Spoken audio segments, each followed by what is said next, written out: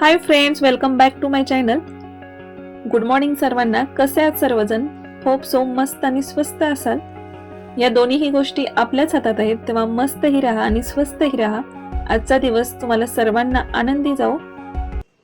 आज सर्व green green कलरचं दिसतंय, कारण ग्रीन कलरची नेट गॅलरीला बसवली आहे, कारण खूपच पाऊस आहे. कितीही गॅलरी स्वच्छ केली तरी पावसाने ती खराब होतेच, तेव्हा लागलीच नेट बसवलं ग्रिलला. आता थोडासा अंधार वाटतो, पण छान वाटतं पाऊस आत येत नाही. पण थोड्या दिवसानं खूप कंटाळा येतो, केव्हा एकदा ते जाळी बाजूला काढेल असे होते आणि कधी एकदा बाहेरचा व्ह्यू बघतो. पण असो, बघू किती दिवस आता पाऊस चालतो आणि किती दिवस ठेवावं लागतं. अधूनमधून मी ते ओपन करत असते, कारण झाडांना ऊन पाहिजेतच, त्याच्यामुळं अधूनमधून ती जाळी बाजूला करावीच लागते. मी मागच्या वर्षी निरीक्षण केलं होतं, की महिनाभर खूप पाऊस होता आणि मी ती जाळी अजिबात बाजूला केली नव्हती. तेव्हा माझ्या सगळ्याच फुलझाडांची फुलं पण कमी झाली होती, कारण त्यांना ऊन मिळत नव्हतं आणि वाढ पण त्यांची कमी झाली होती. त्याच्यामुळं अधूनमधून हे मला नेटवरती करावंच लागेल. जेव्हा ऊन असेल तेव्हा झाडांना ऊन द्यावंच लागणार, कारण ती त्याची गरज आहे. जशी ही जेवण आपली गरज आहे, तशी ती त्यांची गरज आहे. इकडे आज मी मुलांच्या टिफिनसाठी झटपट होणारी एक रेसिपी ब्रेकफास्टसाठीची बनवली होती. लवकरच तुम्हाला माझ्या येत्या शॉर्ट्समधून ती नक्की दिसेल.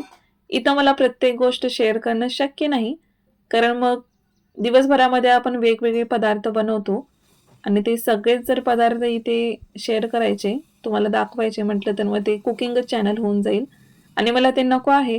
या रेसिपीज, डेकोरेशन, पूजा तुम्हाला आपल्या चॅनलच्या शॉर्ट्समध्ये नक्की बघायला भेटतील, तेव्हा नक्की बघा आणि लाईक करा. हा तव्यावरचा शेवटचा डोसा, यातले 2 बाईट्स मी खाल्लेले आहेत, कारण मला असं कुरकुरीत डोसा खूप आवडतो. 2च बाईट्स खाल्ले, कारण मला अजून एक्सरसाइज करायचा आहे, कारण आज आहे योगा डे. इकडं भाजी झाले, चपात्या, डोसे बनवून झालेत. आता हे पाणी गरम करायला ठेवलेलं आहे, कारण मला थोडंसं गरम पाणी घेऊन एक्सरसाइज करायचं आहे. आज खूप वेळ झाला आहे आणि या माझ्या बरण्या बिचाऱ्या किती दिवस वाट पाहतायत माझ्या, काय माहीत मला कधी वेळ मिळतोय आणि कधी मी या बरण्यातून काय काय भरून ठेवते, डोंट नो. चला तर मग आता मी एक्सरसाइज करणार. झाडून वगैरे सगळं झालेलं आहे. भांडी आता बाजूलाच नंतरच वॉश करायचं म्हणून ठेवलेत. ते काय आता माझ्याकडून वॉश होणारच नाही. बघू दुपारीच सगळे एकदम भांडी घासून टाकायची, कारण आज थोडं बाहेर जायचं आहे सगळं आवरून. आणि हा 2.5 महिन्यानंतर योगा डे दिवशी सूर्यनमस्कार आणि एक्सरसाइज घालण्याचा प्रयत्नच म्हणावा लागेल, कारण 2 ते 2.5 महिने मी अजिबात एक्सरसाइज केला नव्हता आणि या 2 ते 2.5 महिन्यांमध्ये 60-70 आंबे खाऊन वजन आपलं 60च्या पुढे जाण्या अगोदर आजपासून म्हटलं सुरुवात करू एक्सरसाइजला, कारण आज होता yoga day. So yoga and exercise must. आपल्या भारतीय प्राचीन संस्कृतीने, विशाल अशा संस्कृतीने सर्व जगाला दिलेला हा अमूल्य ठेवा, तो म्हणजे योगा. तो आता आंतरराष्ट्रीय योगा दिवस म्हणजे पूर्ण जगभर हा साजरा केला जातो 21 जून या दिवशी. लास्ट इयरला छान माझं एक्सरसाइजचं रुटीन बसलं होतं, तेव्हा देखील मी 21 जूनलाच एक्सरसाइजला सुरुवात केली होती आणि आता सुद्धा मी एक्सरसाइजला 21 जूनलाच सुरुवात करते. पण लास्ट इयरमध्ये जशी दिवाळी झाली तसं गावी येणं जाणं झालं, त्यात घरामध्ये असलेले वास्तुशांतीचे 2 कार्यक्रम, तयारी, यामध्ये महिना गेला आणि गॅप पडला. आणि गॅप पडला की तुम्हाला माहितीच आहे काय होतं ते. मग असं गॅप पडला की असे खाण्याचे प्रोग्राम सुरू होतात. मग एक्सरसाइज असा लांब लांब लांब निघून जातो आणि तो दिसेनासा होतो. कसं असतं ना, चांगल्या गोष्टी, चांगल्या सवयी लावून घेण्यासाठीच माणसाला जास्त कष्ट पडतात.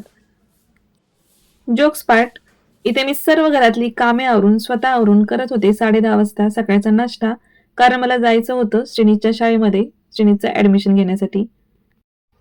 सासरवरून येताना खूप सारी झाडं आणली होती, पण ती झाडं लावण्यासाठी तेवढे माझ्याकडे पॉट्स अवेलेबल नव्हते. हे जे 2 छोटे पॉट्स होते, त्यामध्ये म्हटलं आता प्लांटिंग करून घेऊ आणि संध्याकाळी मस्तपैकी यामध्ये प्लांटिंग केलं. जेवढी गावावरून झाडं आणली होती ती एका तुळशीच्या पॉटमध्ये मी घालून ठेवली होती, कारण ती खराब होऊ नये म्हणून वरच्यावर मातीमध्ये रोवून ठेवली होती. ही अशी मला झाडं इथं शोधून काढावी लागतात, कारण वेगवेगळ्या प्रकारची आणली होती आणि ती आता थोडीशी खराब होत होती, कारण 2-3 दिवस ऑलरेडी झाले होते. आता म्हटलं जी चांगली आहेत ती तरी झाडं व्यवस्थित लावून घेऊ. माझ्याकडे असलेलं खत मातीमध्ये मिक्स करून मी प्लांटिंग करून घेतलं. तुम्हाला जर घरच्या घरी झाडांसाठी खत बनवायचं असेल तर कांद्याची जी आपली वरची टरफलं असतात ती, अंड्याचे कवच, केळीची साली आणि चहा पावडर यापासून छान खत तयार होते. कसे करायचे ते नेक्स्ट ब्लॉगमध्ये मी तुम्हाला नक्की सांगते. त्याची कृती कशी आहे ती. हे 2 प्लांट्स लावून घेतले. हे मला ॲक्च्युली वरती अडकवायचे आहेत म्हणून यामध्ये माती जास्त नाही भरली. हे गावावरून आणलेले प्लांट्स होते.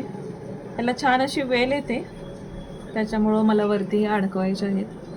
याच कुंड्यामध्ये मला पाहिजे होतं, कारण जे हँगिंगचे जे पॉट असतात ते आत्ता माझ्याकडे अवेलेबल पण नाही आहेत आणि मला याच पॉटमध्ये ते लावायचे होते आणि अडकवायचे होते. दुपारी दोघा मुलांनी सुद्धा भात आमटीवरती बहिष्कार घातला होता आणि चपाती भाजी खाऊन घेतली होती. अक्षरशः भाताचा त्यांना कंटाळा आला होता आणि त्यांनी भात खायला नकार दिला. मग काही संध्याकाळी भूक लागली. मग हे जे ओट्स असतात त्याचा मी छानपैकी हेल्दी उपमा बनवला. जसं आपण नेहमीचा उपमा, उपीट बनवतो तसंच सर्व साहित्य घालून हे हेल्दी खाण्यासाठी मुलांना मस्तपैकी ओट्सचा उपमा बनवला. आपण हे आपल्या सर्वांसाठी उपमा स्टाईलनं आपण बनवून ब्रेकफास्टमध्ये पण घेऊ शकतो.